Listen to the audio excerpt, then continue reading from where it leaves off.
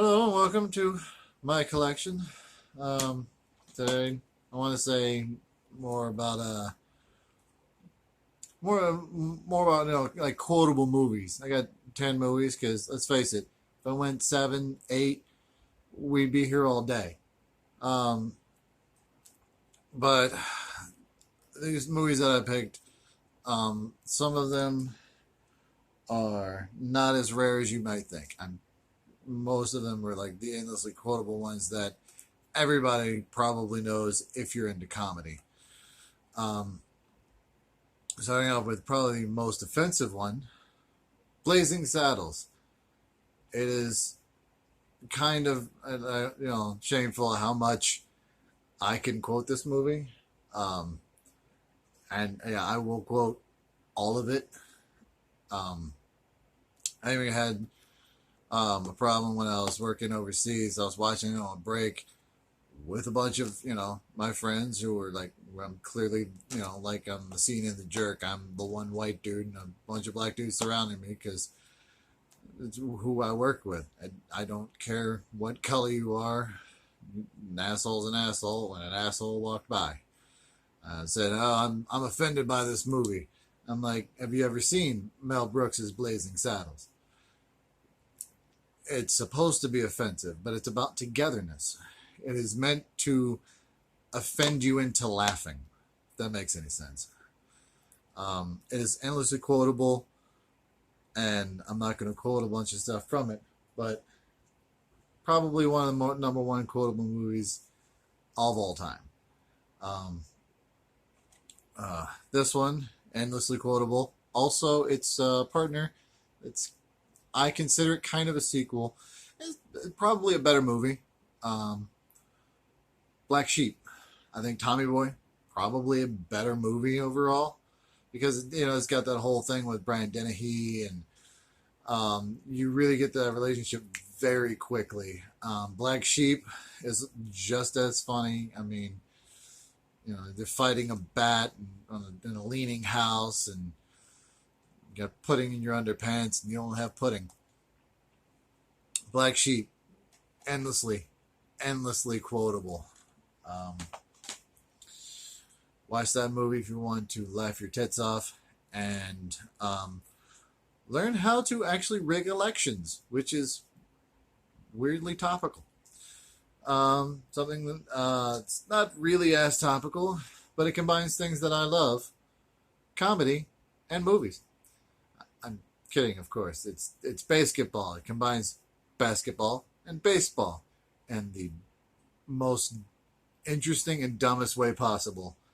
This is another movie, along with a lot of Trey Parker's movies and with Matt Stone in them, which is basically what they are. Trey Parker is kind of like the Game Grumps equivalent to animation because Aaron is a great animator and Dan can do more voices as a woman than Aaron. Let's face it.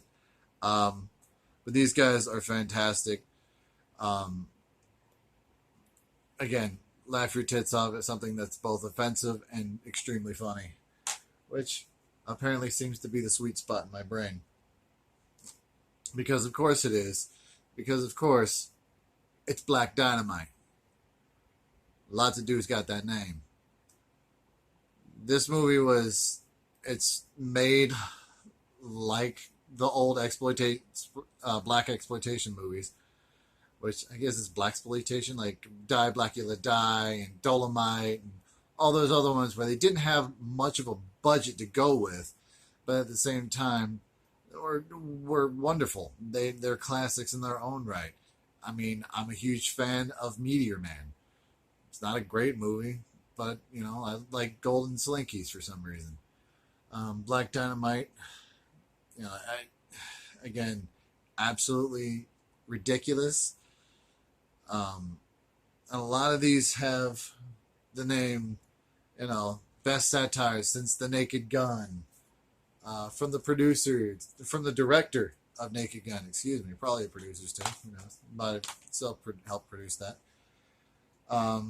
So of course, the next one has to be, because it is, The Naked Gun. I also have 2.5 and 33 and a third, The Final Insult.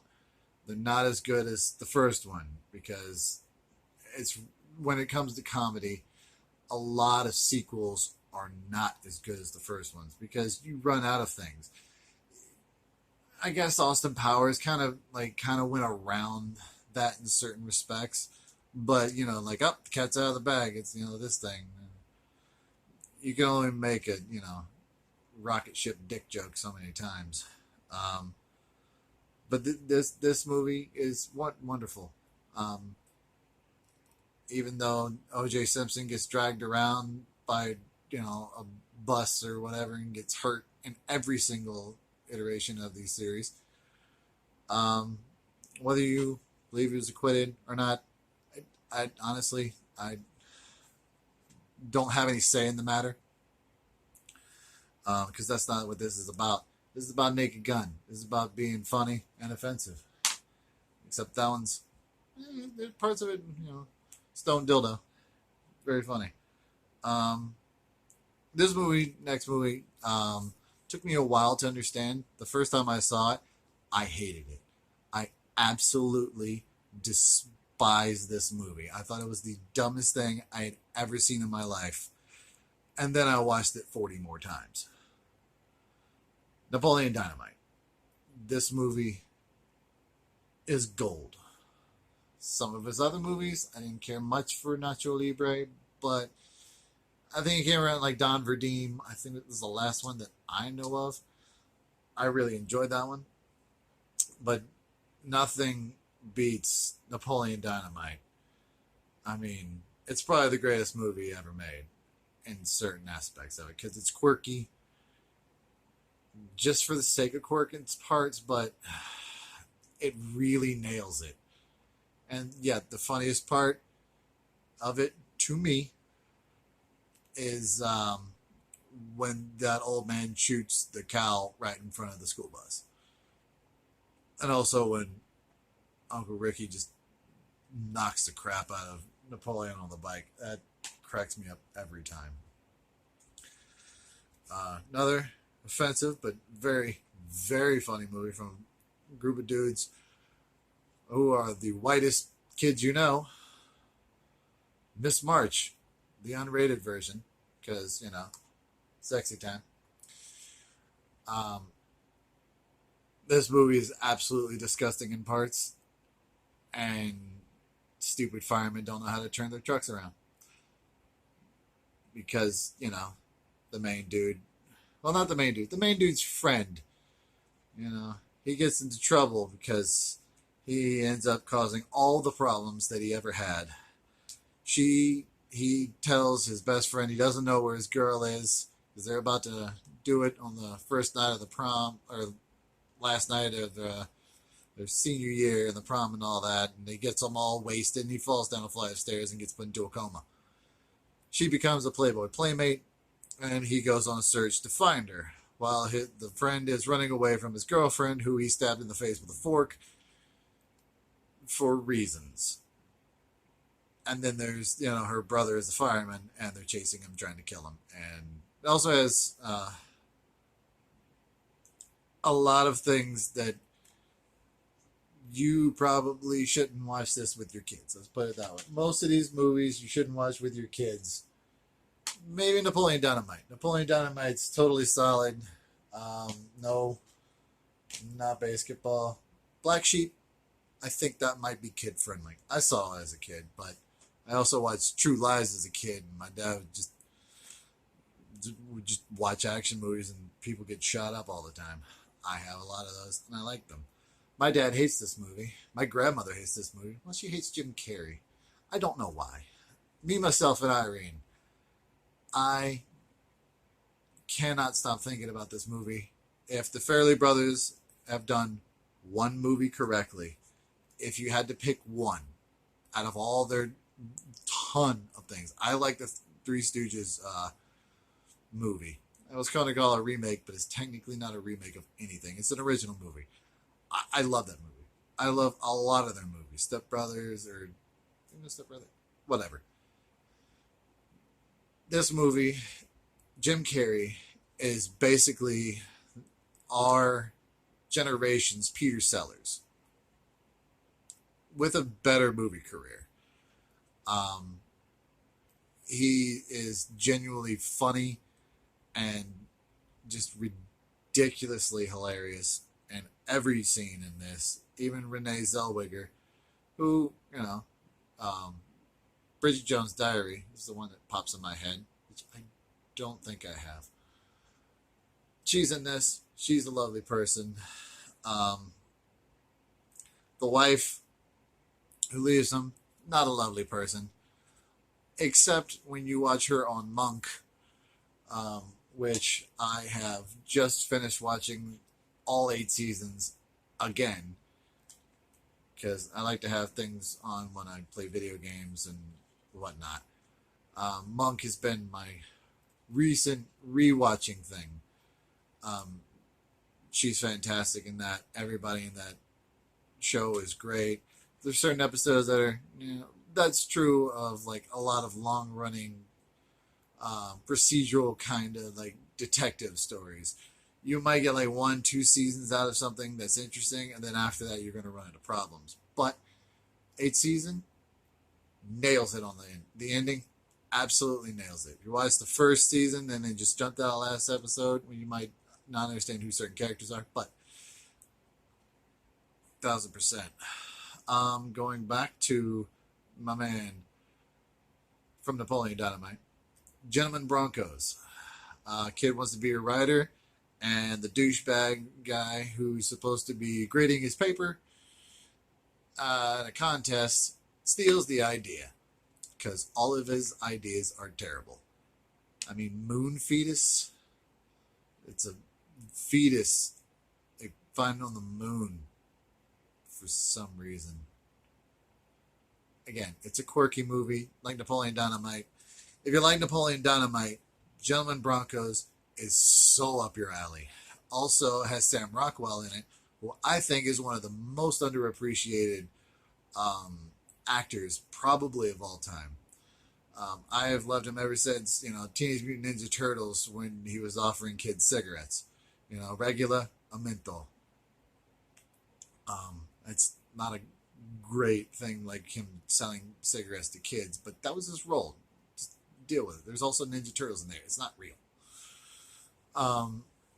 But in this movie, he is the character that every time someone reads the kids' stories, that is who they visualize.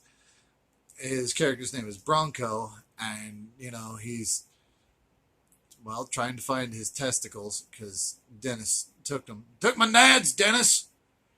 And then the writer takes it and turns it into by far the gayest thing he could possibly think. And I mean like gay as in the stereotypical, like most offensive but also extremely funny way you could do it. It's supposed to be stupid. It's supposed to be derivative of that. And again, like I said with the other one, it doesn't matter who you are. An asshole is an asshole. And like Greg Giraldo said, suck a dick, pay taxes. I don't fucking care. But always remember, never give up, never surrender. Always Galaxy Quest. I do have the Blu-ray, but I didn't feel like getting it down. It's the same movie, bigger picture. Galaxy Quest with Tim Allen. Again, if you had to pick a Tim Allen movie that everybody will enjoy, besides the Santa Claus, even though he's a complete asshole in that movie too, it's a running theme with Tim Allen. Even though I thoroughly enjoyed Home Improvement, even today. I don't own them. I own like the first 2 seasons, but I haven't got my hands on the rest of them. They're 9 seasons, so it's a huge thing, and sometimes you can't find it. Also, I don't feel like looking. But Galaxy Quest, Alan Rickman, another movie. If you had to pick a second movie from Alan Rickman besides Die Hard, duh. I mean, Die Hard is, it's Die Hard. This is Alan Rickman. He could play anything. He could play an alien or an actor playing an alien trying not to lose his goddamn mind. Also, he's the voice of Marvin the Robot and Hitchhiker's Guide to the Galaxy. Thank you, brain. Um, where everything he says sounds depressing and awful, and he's Professor Snape. I mean, the man has range. Um, but all of the movies, out of all of them, for some reason, this is my favorite of his entire thing. I mean, sure, it's probably not the best movie, but let's face it, it's better than Super Mario Brothers. But that's a whole different other kind of fuck up. Also, I can't forget Sigourney Weaver. You know, Ghostbusters, Ghostbusters 2, where she had her shirt off. My mind was like, hey, she's hot. And then I saw Alien and Aliens, and I'm like, yeah, she kicks ass. And then Alien 3 and like the rest of them came out, and she still kicked ass, but boy, those were not good movies. So, to recap, quotable movies, because I, for some reason, meandered off into goddamn nowhere. Galaxy Quest, endlessly quotable, along with Gentlemen Broncos, endlessly quotable. I'm not going to quote them because, let's face it, I don't feel like it. Me, Myself, and Irene. You can quote them in your head. Write them in the comments. I don't care. Miss March, The Whitest Kid You Know, is also an extremely funny show and absolutely ridiculous. Original, Napoleon Dynamite. Nacho Libre. Some of the other ones.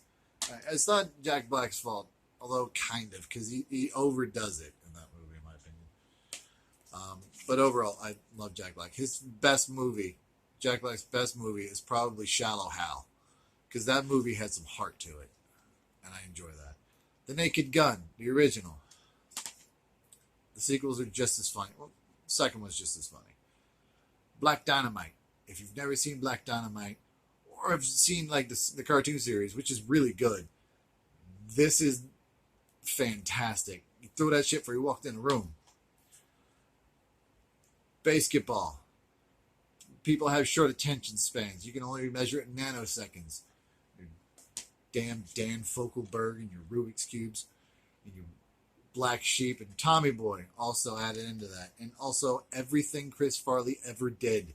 Also David Spade and most of the stuff he's ever been in. Dickie Roberts is a personal favorite of mine. And also Joe Dirt. Not Joe Dirt too. That's not his fault. And Blazing Saddles, the most offensive and possibly the most hilarious movie besides like Airplane. You know, it's a movie that you can see on television, but they're going to bleep it out a lot, or they're going to leave a lot out, because that's entirely its function.